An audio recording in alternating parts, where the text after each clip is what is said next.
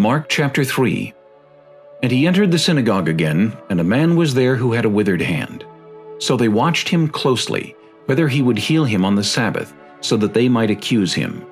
And he said to the man who had the withered hand, "Step forward." Then he said to them, "Is it lawful on the Sabbath to do good or to do evil, to save life or to kill?" But they kept silent. And when he had looked around at them with anger, being grieved by the hardness of their hearts, he said to the man, "Stretch out your hand." And he stretched it out, and his hand was restored as whole as the other. Then the Pharisees went out and immediately plotted with the Herodians against him, how they might destroy him. But Jesus withdrew with his disciples to the sea, and a great multitude from Galilee followed him, and from Judea, and Jerusalem, and Idumea, and beyond the Jordan, and those from Tyre and Sidon, a great multitude, when they heard how many things he was doing, came to him. So he told his disciples that a small boat should be kept ready for him, because of the multitude, lest they should crush him. For he healed many, so that as many as had afflictions pressed about him to touch him. And the unclean spirits, whenever they saw him, fell down before him and cried out, saying, "You are the Son of God."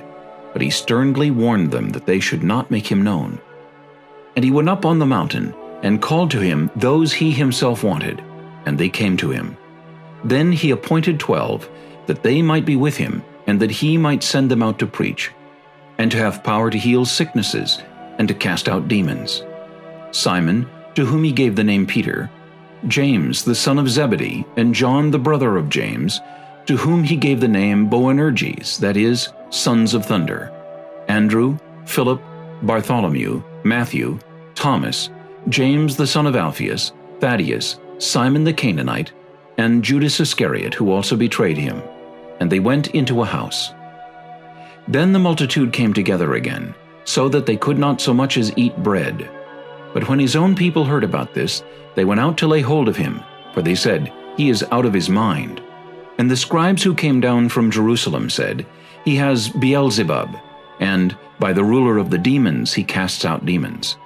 So he called them to himself and said to them in parables, "How can Satan cast out Satan? If a kingdom is divided against itself, that kingdom cannot stand. And if a house is divided against itself, that house cannot stand. And if Satan has risen up against himself and is divided, he cannot stand, but has an end. No one can enter a strong man's house and plunder his goods, unless he first binds the strong man, and then he will plunder his house.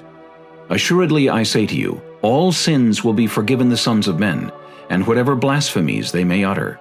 But he who blasphemes against the Holy Spirit never has forgiveness, but is subject to eternal condemnation, because they said, 'He has an unclean spirit.'"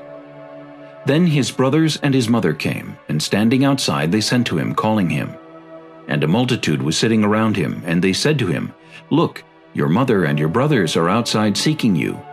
But he answered them, saying, "Who is my mother or my brothers?"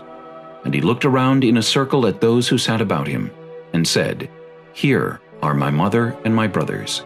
For whoever does the will of God is my brother, and my sister, and mother."